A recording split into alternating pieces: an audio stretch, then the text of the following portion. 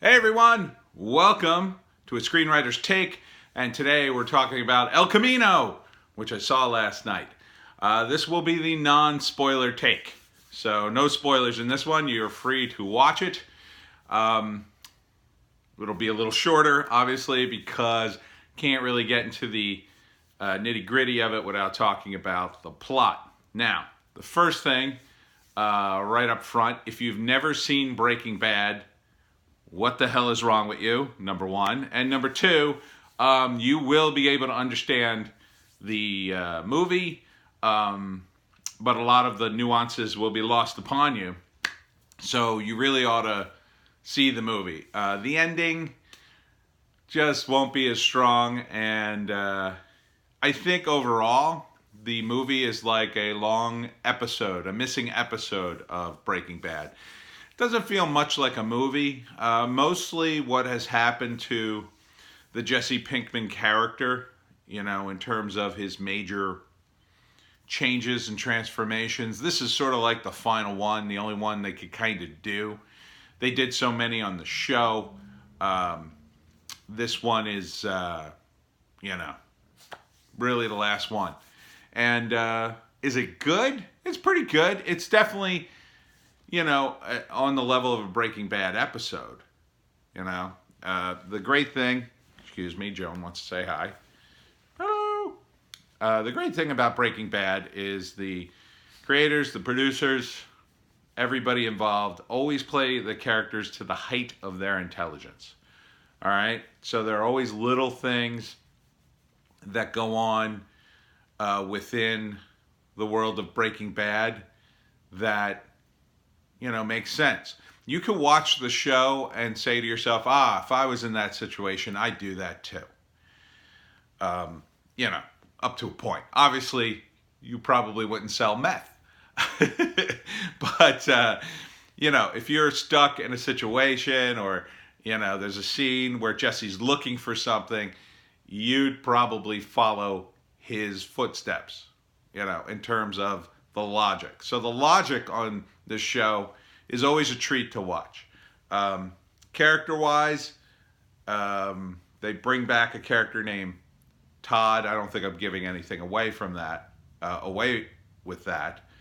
And they don't really bring him back. You see him a lot in flashbacks. There's a lot of flashbacks in it, sort of missing scenes that were never in Breaking Bad. One of the interesting things I'll note is the trailer with one of the characters being questioned by the police is not in the movie, which I thought was kind of interesting. It's like part of the movie. So if you've seen that and then you watch the movie, you'll go, oh, okay, that must have happened here. The great thing about Breaking Bad, and the reason why you should watch it before you watch El Camino, is there are different eras of Breaking Bad, and you can clearly see them delineated in these flashbacks, right? So but again, without giving it away, section 1, section 2, section 3, section 4. You can see Jesse in all those sections or seasons, I guess. Yeah, seasons. So that's interesting too to see. And the filmmakers are great, and Aaron Paul's great because Jesse has changed over the course of the series, and we get to see him go back to the other Jessies, which is fun. And we get to see some of the side characters that were a fun part of the series. Is the movie action-oriented? A little bit of action, not a lot. There are a couple of scenes where the timing of certain things are used to push the story forward quicker, which I can accept because I like the series, I like the characters, and the rest of it's very smart. So the fact that there are two scenes in which the timing drives the story to the next scene, is acceptable in my view.